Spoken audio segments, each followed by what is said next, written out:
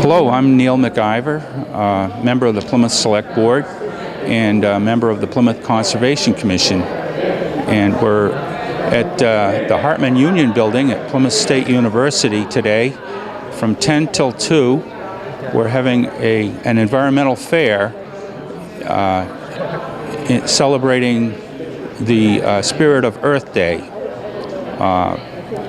The National Earth Day was on April 22nd, but the weather conditions were pretty rough, and the university decided to have it on April 25th. Also, on Friday, the 28th, is going to be Arbor Day. We have some exciting news. The Plymouth Select Board just yesterday adopted a resolution that declares that Plymouth is the destination for environmental studies and ecotourism in New Hampshire. And there is voluminous evidence to support that. Plymouth is uniquely situated on an interstate highway running north-south and a state highway that runs east-west from Montreal to Portland, and is easily accessible. We have a municipal airport. We have amenities, hotels, conference centers, restaurants, stores, theaters. It's a very interesting town to visit, and geographically we have two valleys which converge right in downtown Plymouth, the Baker Valley and the Pemigewasset Valley. Very interesting hydrology. The wildlife areas along these rivers are very interesting, and we have also on either side of Plymouth the Squam Lakes and the Newfound Lake. And in Plymouth we have Loon Lake, which is about a 110-acre lake. And the university actually has a camp on that lake. Yes, I'm Gisela Estes. I go by Gigi, but my real name is Gisela, and I have been on the Conservation Commission since 1986. So this is my 31st year, and I am, as you can tell, I'm an immigrant to this country, have fallen in love with this area and felt that I wanted to protect it. We have lived in town since 1971, and I just love it. And I've always been a hiker, I've always been into nature. And when I first came onto the Conservation Commission, we did not have any protected areas at all where we had hikes. And now, I mean, Plymouth Mountain is one of the most popular hills in the area, and then of course Walter Newton and all the ones that Neil has already talked about, and it's absolutely fantastic. So, and I hope that we just continue going and keeping this place as nice as it always has been.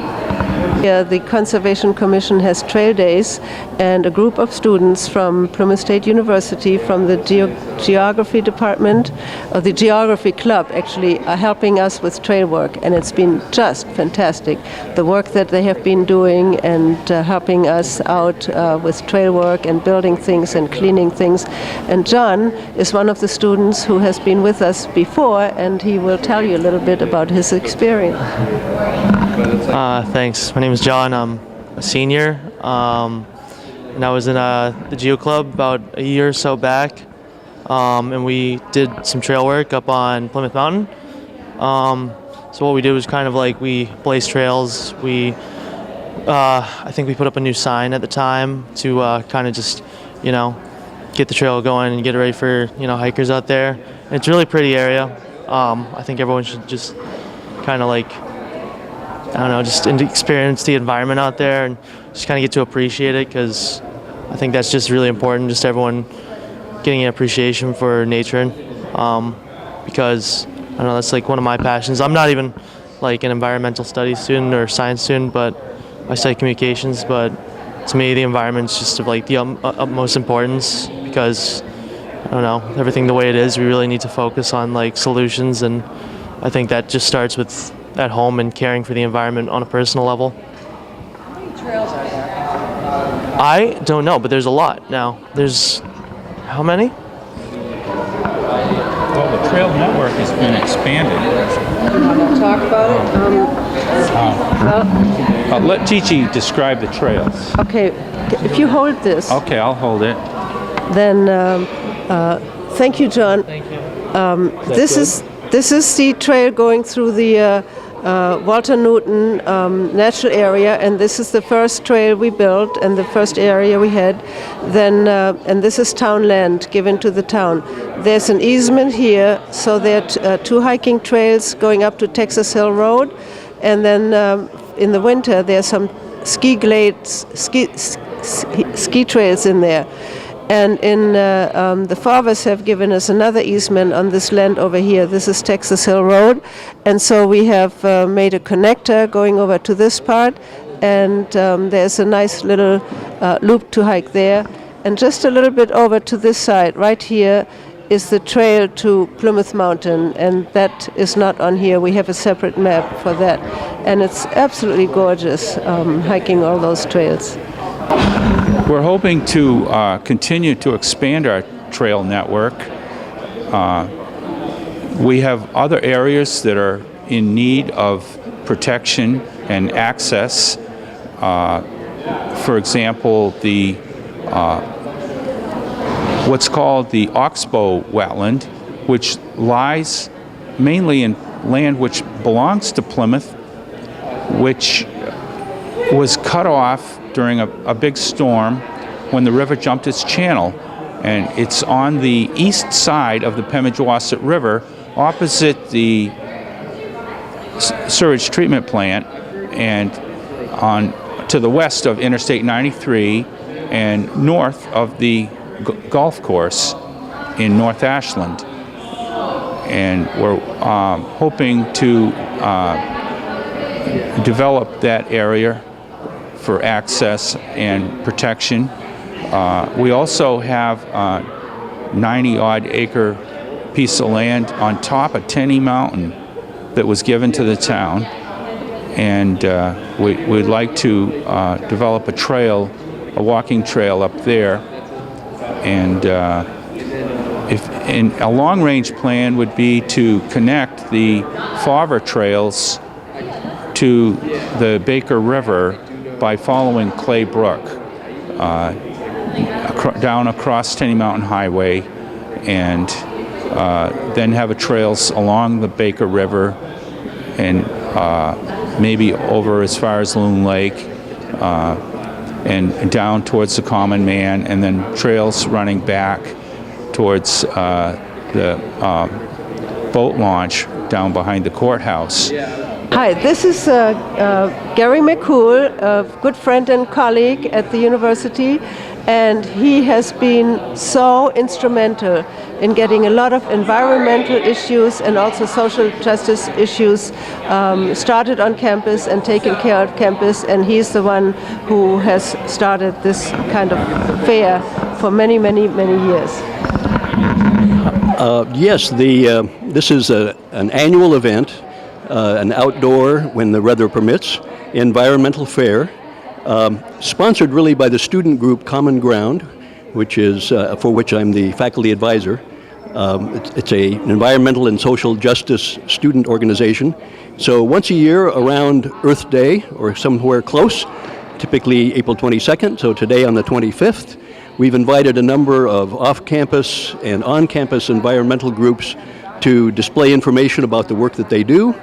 So we've got about 15 or 16 groups coming from off and on campus at Plymouth Area Renewable Energy Initiative, Squam Lakes Natural Science Center in Holderness, the Squam Lakes Association, and a variety of organizations, both on and off campus. Our on-campus Office of Environmental Sustainability, and they display a variety of things that relate to their work in protecting the environment. This allows students to see both area organizations that are active in the environment and some of the on-campus programs that Plymouth is particularly known for. Thanks. Hello, my name is Stephanie Robinson. I am the president of Common Ground. Today we are hosting an environmental fair as well as promoting our solar-powered music festival that is happening on Saturday, April 29th from 12 p.m. to 10:30 p.m. We will have 6 different bands, local food provided by Sodexo, as well as 25 different vendors from all over, including student organizations, and tie-dye reusable bags, and we will be promoting environmental sustainability and healthy living. So we are the Office of Environmental Sustainability here on campus, and we are a group of students. Dr. Brian Eisenhower is the primary advisor and does a lot of the legwork and behind-the-scenes sustainability work on campus here. He was responsible for getting solar panels up on Hyde and doing a lot of the carbon accounting and energy accounting that we do here on campus. And the students are responsible for getting the word out on campus. We hold events. This is Earth Week that we have going on right now. This is the Environmental Fair, which is one of many events that we have. Tonight's an open mic event, just trying to raise awareness about a plethora of issues, everything from climate change to recycling on campus and food waste to smoothies. So the big thing with our smoothies is that we have a solar-powered smoothie maker.